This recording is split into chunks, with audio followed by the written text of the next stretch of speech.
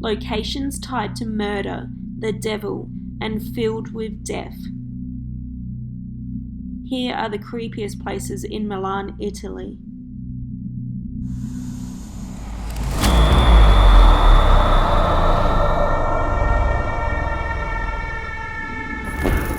Thank you for tuning into AmysCrypt. I am coming at you from Italy, and today I'm going to take you around some of the creepiest places in Milan.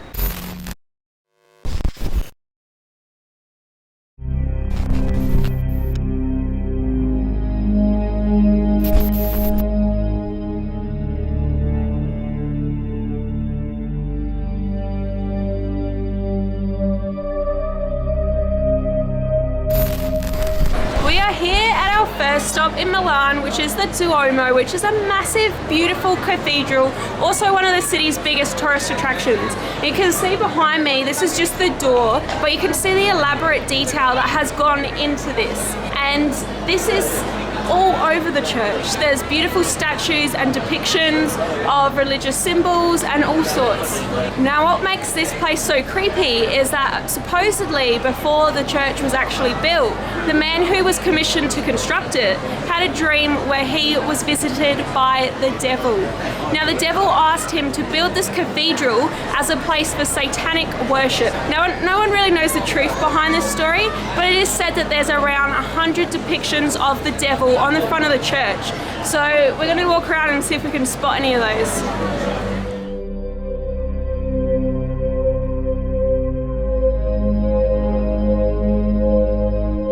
We've been searching around the front of the cathedral looking for satanic symbols, and they're quite difficult to find. We found a few creepy things such as people being beheaded or gargoyles and lions. We've also found something very interesting. It's quite famous. It's known as the dinosaur here, and it looks almost like a dog, but also it has this strange long neck, and there's a bit of mystery around it. Some people think it was the birth of some mythical creature that was born south of the city, but no one really knows what it is. And although it looks a little bit menacing and evil, I think it's also kind of friendly because it's just munching on a leaf, so it's probably a little vegetarian dinosaur. It's cute. We do have here a headless body and a goat skull, so maybe that could be some kind of demonic symbol. Alright, so I moved a little bit further away from the chapel because it was so noisy, as you probably heard. You might be able to see it in the background here. We didn't have too much luck finding anything that looked truly like a devil, but we did find some more creepy things such as skull faces and other dark looking elements that looked a little bit out of place in the church. So we'll show those all, but make sure to leave a comment if you noticed anything or you know of anything creepy about that church. Now we're going to check out our next spot.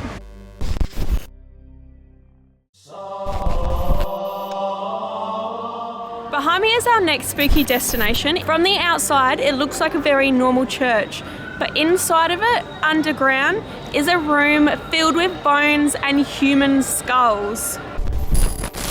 This room, filled with bones and lined with human skulls, became necessary during the 17th century when a leprosy epidemic outbroke. So there's a lot of death and there was a lot of dead bodies that needed to be taken care of. There is one very cool legend about this room, and that is each year on November 2, a little girl's skull comes to life, and she urges all of the other skulls in the room to also come to life. So let's go take a look inside.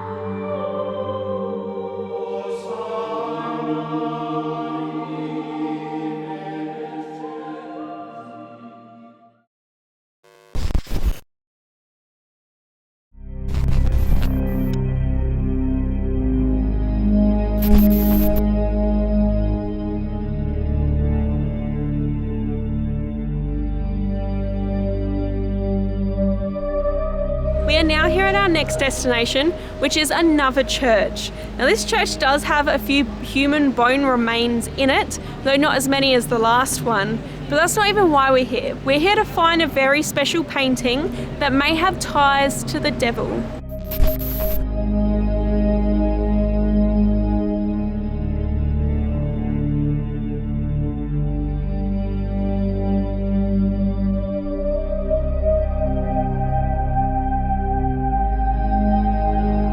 Here we have a couple of skulls and bones in gold cases.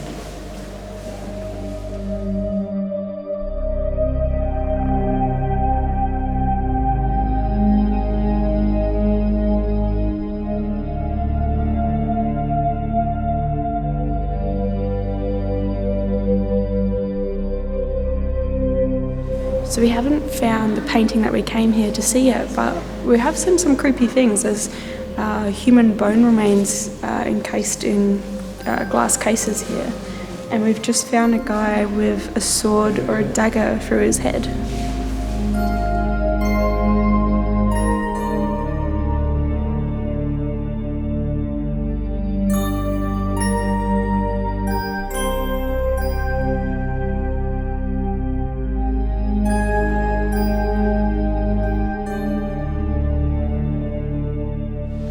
There she is.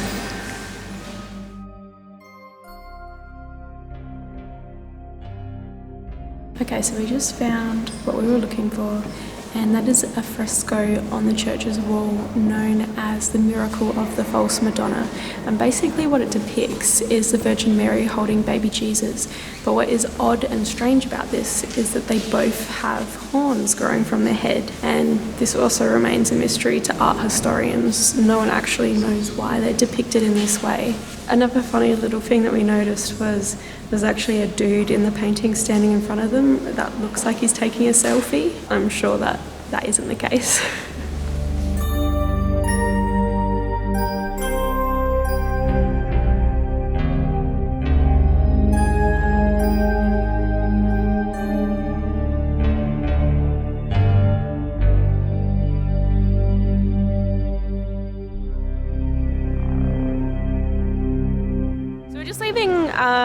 To our next spooky location, and we've just noticed out front of the church there's a statue of that guy with the knife or the sword through his head again, and I don't know the significance of it. I'm sure that it must mean something, so if any of you out there know, please drop me a comment. I'm definitely going to be looking it up though.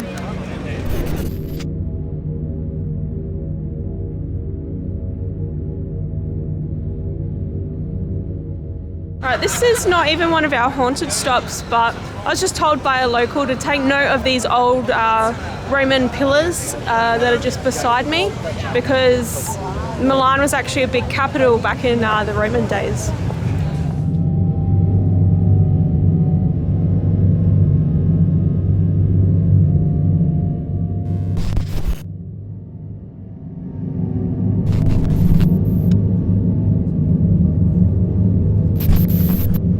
Just reached another of our spooky locations here in Milan, and this is a tiny little pedestrian only access walkway. It's right in the middle of the city centre as well, and infamous for being the location of numerous murders. This small alley was supposedly the favourite killing spot for Italy's answer to Jack the Ripper, Antonio Boggio. He supposedly killed many of his victims here about 30 years before Jack the Ripper terrorised London. Some people even believe that some of his victims continue to haunt this location.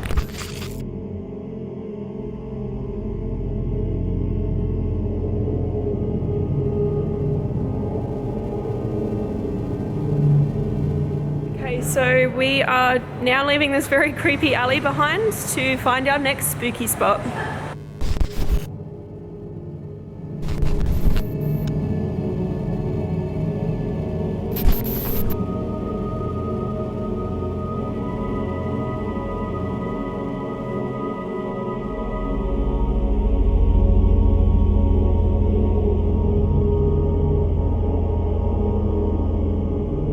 We have have just arrived at yet another church, though this is not our next creepy destination. That lies just outside the church, though I'm going to tell you about its story whilst in here because it's actually a little bit quieter. In just a minute, I'm going to take you to look at a pillar. It's quite a simple thing and it has two strange, odd holes near its base. And these are actually said to have been caused by the devil himself. Legend goes that the devil visited to attempt to draw a saint into temptation, though this resulted in a great battle between the two. Now there are two tellings as to how those holes got in the pillar. The first is that during the battle, the saint actually drove the devil's head and his horns into the pillar. The second is that the devil tried to charge at the saint, missed and drove his own horns into the pillar. Either way, it resulted in these holes and it is very interesting and we're going to go take a look at them right now. Alright, so here is the pillar and it really doesn't look like much. But down here you can clearly see the two holes and they're not overly deep. Let me get my torch on them. But yeah, this is... Have they been sealed? It looks like they've been sealed. I don't actually know. It is odd that they're there though. So another cool legend about this pillar and these holes is people have claimed to smell sulfur in this area. So maybe that's signs that the devil is actually still around.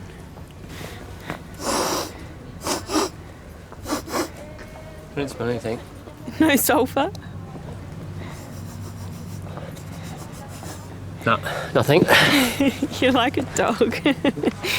Alright.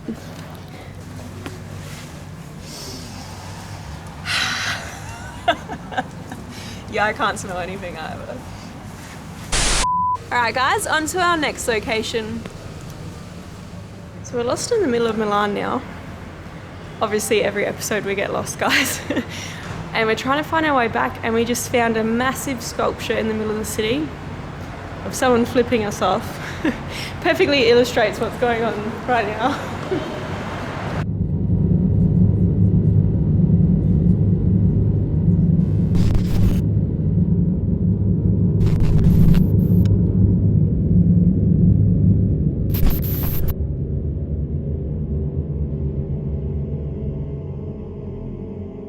So we just made it to our last haunted destination and Jared was very excited because he ordered a hot chocolate, but look at it.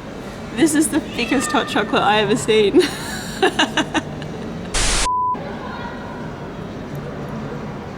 pretty good.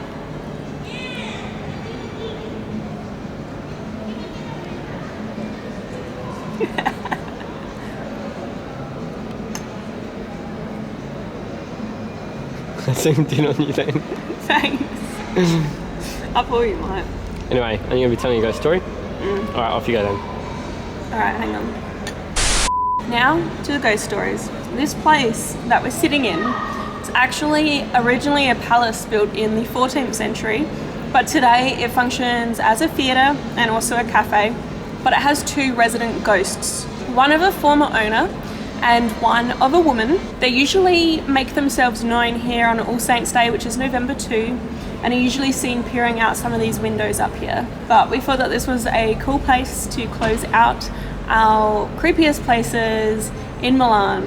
So we'll show you around.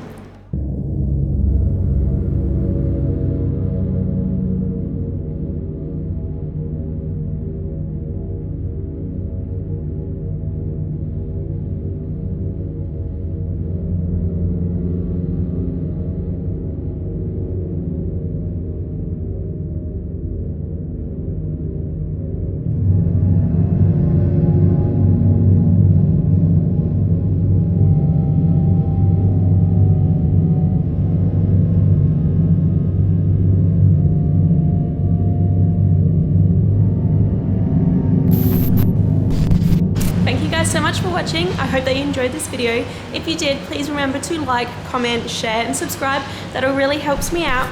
If you're after a bit more reading on haunted locations, head to AmysCrypt.com. And remember guys, until next time, stay spooky.